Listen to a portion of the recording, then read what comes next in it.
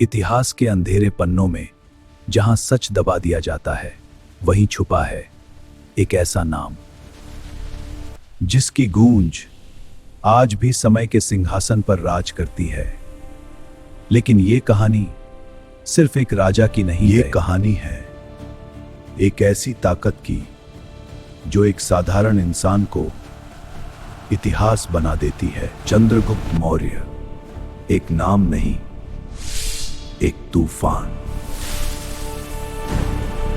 एक ऐसा शासक जिसकी नजर दुश्मनों का हौसला तोड़ दे, जिसकी मौजूदगी ही डर पैदा कर दे, जिसकी आंखों में तेज और दिमाग में कूटनीति थी, जो युद्ध शुरू होने से पहले ही जीत तय कर देती, जिसकी हर चाल दुश्मन को घेर लेती थी और निकलने का रास्ता खत्म कर देती थी।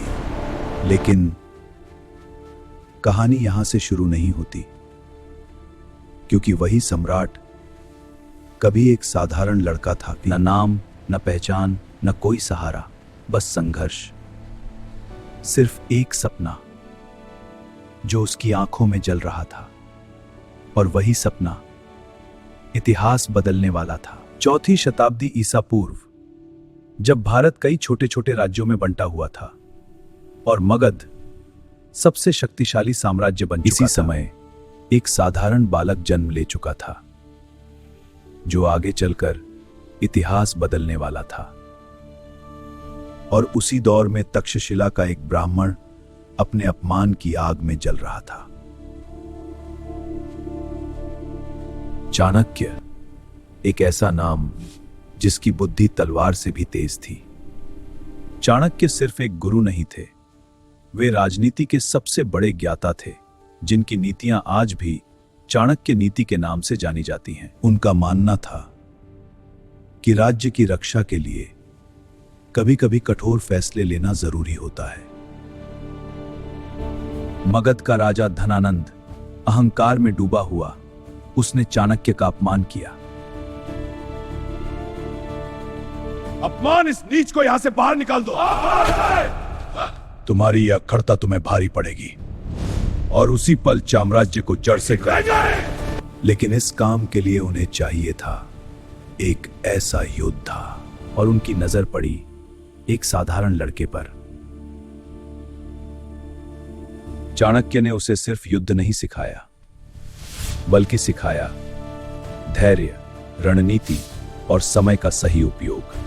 उन्होंने उसे बताया कि दुश्मन को हराने के लिए सही योजना जरूरी होती है। देखो चंद्रगुप्त, ये रेखाएं हमारी विजय का मार्ग है। हाँ गुरुजी, अब समझ। दिन में प्रशिक्षण, रात में योजना, हर चाल सोच समझकर बनाई गई। धीरे एक साधारण लड़का एक ऐसा योद्धा बन गया जो इतिहास बदलने वाला था।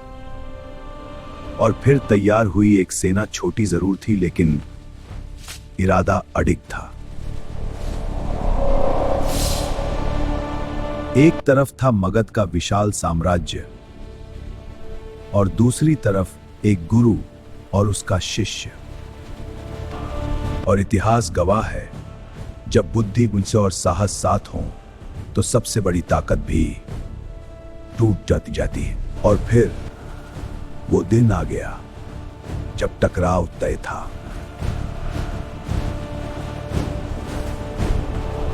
चाणक्य की कूटनीति और चंद्रगुप्त के साहस ने मिलकर मगध की नींव हिला दी। भीषण युद्ध हुआ और अंत में धनानंद पराजित हुआ। 321 ईसा पूर्व नंद वंश का अंत हुआ और मौर्य साम्राज्य की शुरुआत। अब लक्ष्य था सिर्फ जीत नहीं, अखंड भारत बनाना।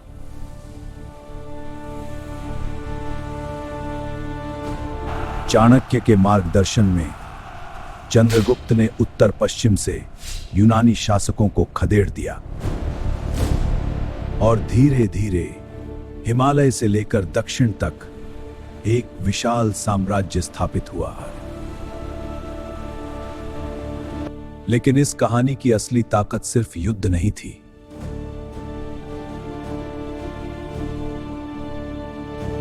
मैं तुम्हें यह कहना चाहता हूं चंद्रगुप्त।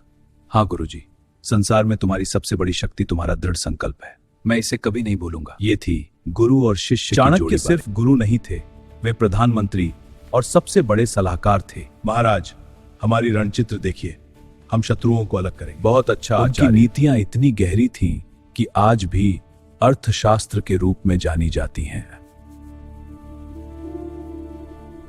एक रोचक तथ्य, चाणक्य चंद्रगुप्त को थोड़ा थोड़ा जहर देते थे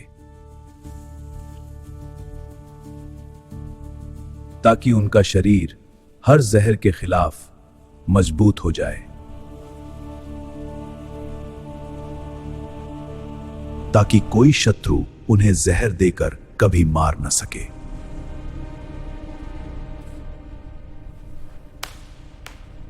समय बीतता गया और एक दिन मैं सिंहासन त्यागता हूं। चंद्रगुप्त ने सत्ता त्याग दी। मैं इन रत्नों का मोह छोड़ता हूं। उन्होंने जैन धर्म अपनाया और श्रवण बेलगोला चले गए।